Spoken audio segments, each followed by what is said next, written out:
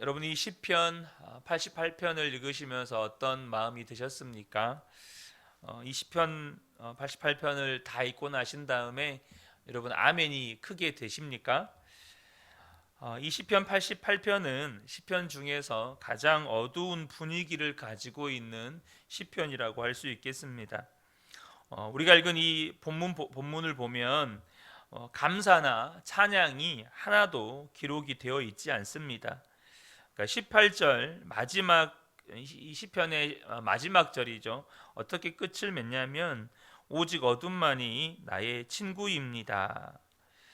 그러니까 이 시편 18편의 마지막이 이렇습니다. 우리가 그동안 읽었던 시편들을 보면 그래도 앞에 어려운 어떤 형편이 나와 있더라도 그 중간중간에 찬양이나 감사나 그 마무리는 이렇게 찬양으로 바뀌어 있는 것들을 많이 보는데 오늘 이 시편 88편은 전혀 그런 감사나 찬양이 기록되어 있지 않다는 것입니다. 왜 이런 시를 시편에 수록해 두었을까요? 이왕이면 밝고 기쁘고 감사가 넘치는 시를 시편에다가 수록해 놓으면 좋지 않겠습니까? 성경은 의도적으로 좋은 것만 또 은혜로운 것만 그렇게 만들어서 펼쳐놓은 책이 아닙니다. 성도들의 삶 속에서 실제 경험되는 모든 것을 그대로 실어 놓았기 때문에 이와 같은 시편도 성경에 기록이 되어 있는 것입니다. 십자가의 성 요한이라는 사람이 성도들의 삶 속에 때때로는 하나님이 버린 것처럼 느껴지는 그런 절망적인 순간이 항상 있기 마련이라고, 그래서 그 순간에 이름을 붙이기를 영혼의 어두운 밤이라고 이름을 붙였습니다. 우리가 살아가는 동안 정말 영혼의 어두운 밤을 만날 때가 있는 것이죠. 본문도 3절 부분을 좀 살펴보도록 하겠습니다. 3절, 4절, 5절인데요. 나는 고난에 휩싸이고 내 목숨은 수올의 문턱에 다다랐습니다. 나는 무덤으로 내려가는 사람과 다름이 없으며 기력을 다 잃은 사람과 같이 되었습니다. 이 몸은 또한 죽은 자들 가운데 버림을 받아서 무덤에 누워 있는 살해된 자와 같습니다. 나는 주님의 기억에서 사라진 자와 같으며 주님의 손에서 끊어진 자와도 같습니다. 16절 17절입니다. 주님의 진노가 나를 삼켰으며 주님의 무서운 공격이 나를 파멸시켰습니다. 무서움이 날마다 홍수처럼 나를 에워쌌으며 사방에서 나를 둘러쌌습니다. 그러니까 사람이 겪을 수 있는 최악의 상태, 영적으로 가장 처참하게 무너진 상태를 표현할 수 있는 모든 수식어를 동원해서 표현한 것 같습니다. 그런데 왜 이런 시를 이 시편에 수록해 놓았는지 주목해야 할 부분이 오늘 본문에서 찾아집니다. 그것은 아무리 성도들이 절망적이고 완전히 무너진 상태에 있는 것 같아도 그가 구원받은 성도요 하나님의 자녀라면 그 속에는 반드시 생명의 역사가 있다라는 것입니다. 오늘 본문을 보면 시편 기자에게도 그 생명의 역사가 있음을 보게 됩니다. 그게 무엇일까요? 여전히 기도하고 있다는 것입니다. 1절과 2절을 보겠습니다. 주님, 나를 구원하신 하나님, 낮이나 밤이나 내가 주님 앞에 부르짖습니다. 내 기도가 주님께 이르게 하시고 내 울부짖음에 귀를 기울여 주십시오. 9절입니다. 주님, 내가 온종일 주님께 부르짖으며 주님을 바라보면서 두 손을 들고 기도하였습니다. 13절입니다. 주님, 내가 주님께 부르짖고 첫 새벽에 주님께 기도드립니다. 여러분, 물론 기도의 내용은 아주 암울합니다. 절망적이고 하나님 앞에 그냥 울부짖는 기도입니다. 그렇지만 그것도 기도는 기도라는 것입니다. 우리가 이 기도를 읽으면서 이 사람이 아직도 영적으로는 살아있는 사람인 것을 알게 됩니다. 그리고 그는 이 시편을 기록하면서 그 첫 번째로 신앙 고백도 합니다. 1절을 보면 주님, 나를 구원하신 하나님, 여호와 내 구원의 하나님이여. 그러니까 그는 절망 속에서도 여전히 하나님을 향하여서 그의 신앙을 고백하고 있다는 것이죠. 이 영혼의 밤이라고 하는 것은 성경을 보면 요셉도 또 모세도 다윗도 사도 바울도 심지어 예수님도 겪었습니다. 예수님께서 십자가에 달려 죽으실 때 여러분 절규하셨던 말씀이 있죠. 나의 하나님, 나의 하나님, 어찌하여 나를 버리셨나이까. 예수님도 그런 절망의 고백을 하셨습니다. 그러나 주목해 보면 그 하나님이 버리신 것 같은 그 상황에서 예수님이 하나님을 향하여서 어떻게 고백합니까? 나의 하나님이라고 고백합니다. 그 속에 생명의 증거가 있다는 것이죠. 우리가 정말로 구원받았다면 내가 완전히 무너진 것 같아도 그 속에는 분명히 생명의 역사가 있습니다. 그 특징 중에 하나가 바로 기도라는 것입니다. 저와 여러분이 아무리 처지가 힘들고 어려워도 구원받은 자라면 우리 속에는 반드시 기도가 있다는 것이죠. 그리고 반드시 기도가 있어야 합니다. 소리내어 기도할 힘이 없다면, 정말로 기도의 말문이 닫혀 있다면 그냥 주님 앞에 두 손을 들고 계시면 됩니다. 혹 두 손을 들 힘도 없다면 엎드려라도 있으시면 됩니다. 하나님은 내가 왜 두 손을 들고 있는지, 하나님은 내가 왜 엎드려 있는지, 하나님은 내가 왜 주님 부르고 아무 말도 말을 이어가지를 못하는지 주님이 다 아십니다. 그리고 그렇게 주님 앞에 엎드려 있으면, 주님 앞에 주저앉아 있으면 반드시 새벽이 온다는 것이죠. 우리가 인정해야 하는 것이 있습니다. 그것은 하나님은 좋으신 하나님, 하나님은 사랑의 하나님이시지만 때때로 우리에게 고난을 허락하신다는 사실입니다. 하나님은 그러실 수밖에 없다는 것이죠. 이렇게 외양간에 불이 나면 그 외양간에 있는 소를 끄집어내는 일이 정말 난감하다고 합니다. 소가 바짝 긴장을 해서 도무지 움직이려고 하지 않기 때문에 힘이 장사라고 해도 끌어내지를 못한답니다. 그런데 소를 끄집어낼 수 있는 간단한 방법이 있다고 하는데 그것은 여물통을 뒤집어 엎어버리는 것입니다. 소도 생각이 있다는 것이죠. 여기서 더 먹을 것이 없는 거예요. 그래서 소도 순순히 걸어 나온다는 것입니다. 여러분, 하나님이 우리의 여물통을 뒤집어 엎으실 때가 있습니다.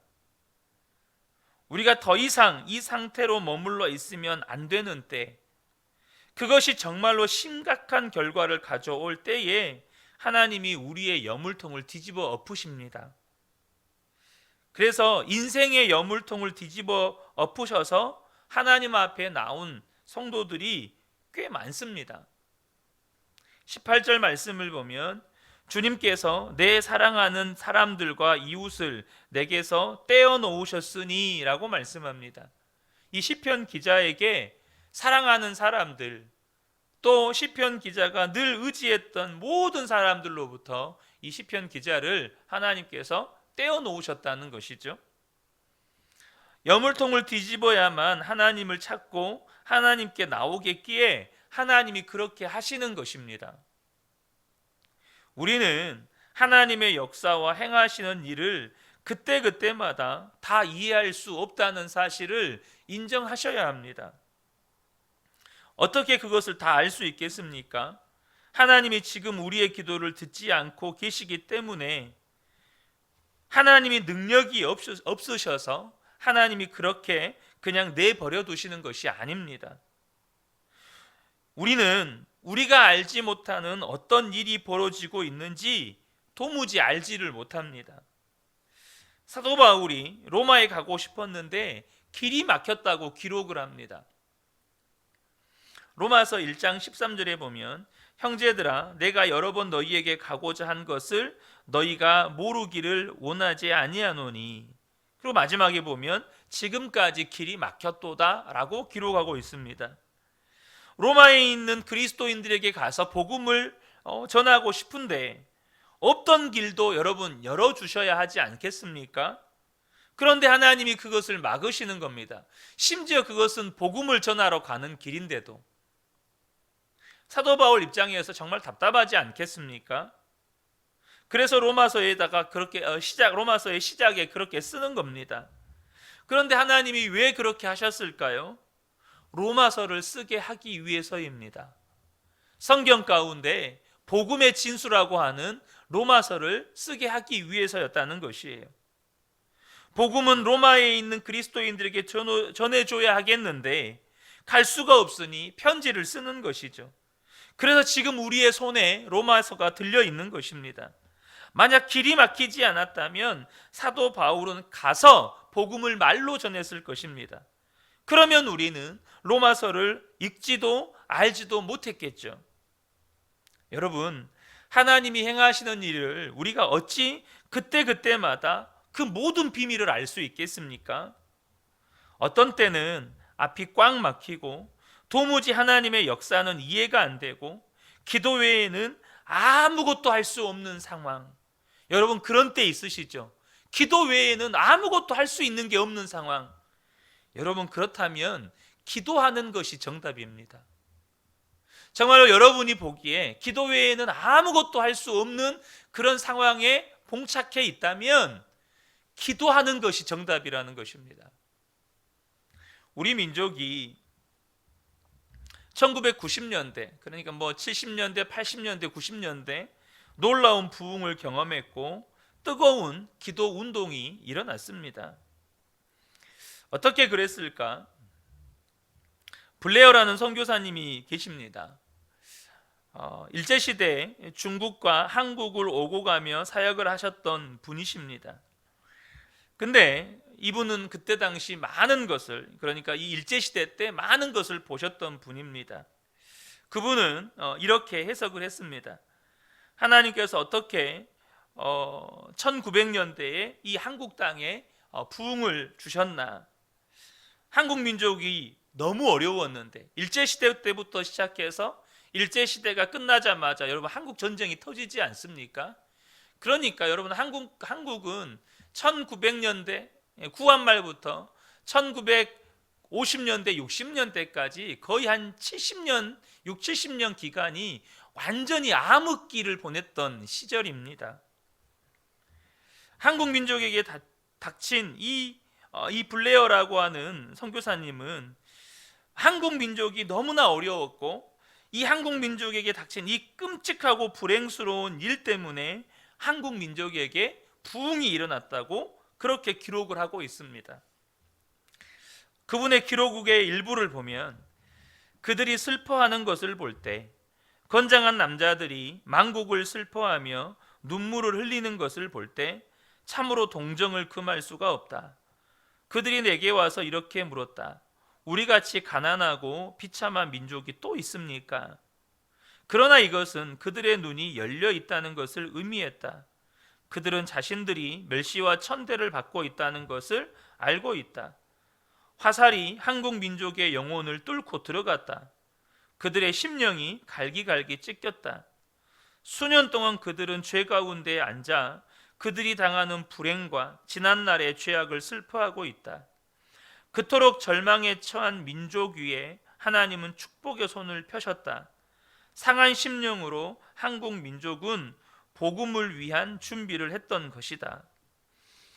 여러분, 하나님께서 우리에게 고난을 주실 때 그때 그 고난 속에 설명할 수 없는 하나님의 은혜와 축복이 있다는 것, 설명할 수 없는 하나님의 은혜와 축복이 감추어져 있다는 것을 저와 여러분이 믿으셔야 한다는 것입니다. 그러므로 우리가 고난을 당할 때 하나님 너무나도 괴롭습니다. 하나님 나 너무나도 힘듭니다. 하나님 도대체 왜 이러십니까? 이렇게 할 일이 아니라는 것이죠. 여러분, 솔로몬의 부귀보다 욥의 고난이 훨씬 더 귀했습니다.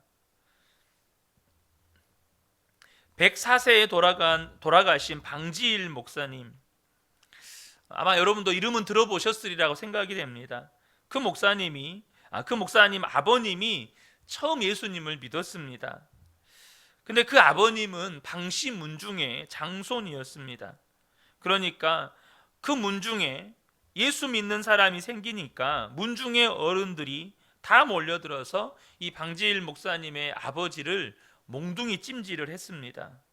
아주 짐승 패듯이 때리면서 예수 믿지 않겠다는 말을 들으려고. 그런데 맞아 죽는 순간까지, 그러니까 맞아서 죽기 직전까지 가면서도 예수 안 믿겠다는 말을 안 하는 것입니다. 그래서 방지일 목사님의 할아버지, 이 할아버지가 자기 아들이 맞아 죽어가는데도 예수 안 믿겠다는 말을 하지 않으니까 그 아들을 감싸 안으시는 겁니다.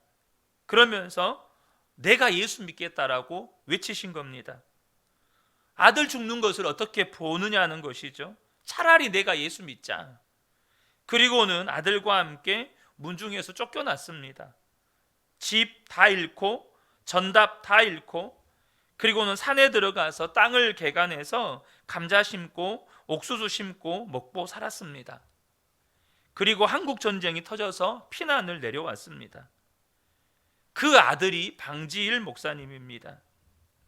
그 가문을 살펴보면, 이 방지일 목사님의 그 자녀손들, 그 가문을 살펴보면 85명의 목사와 박사가 나왔습니다. 여러분, 때때로는 설명이 안 되는 고난이 있습니다.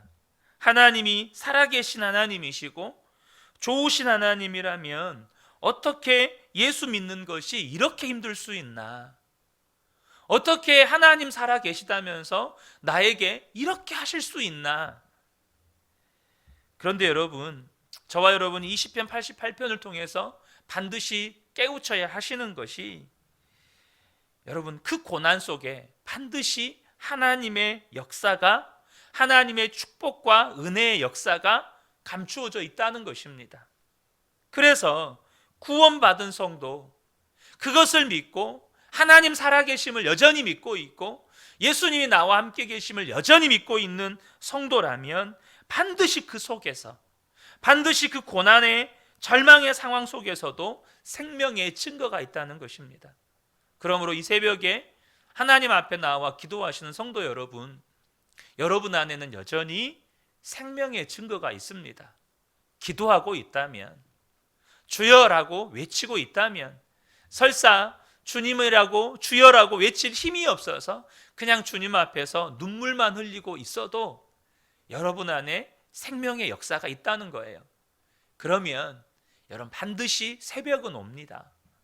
반드시 아침이 옵니다. 저와 여러분이 이 고난 속에, 혹시 말로 형용할 수 없는 고난 속에 있다 하더라도 여러분, 그 속에 하나님의 축복과 놀라운 은혜의 역사가 감추어 있다는 것을 믿고 계속해서 그 생명의 반응에 가시는 저와 여러분 되시기를 우리 주 예수님의 이름으로 축복합니다. 아멘.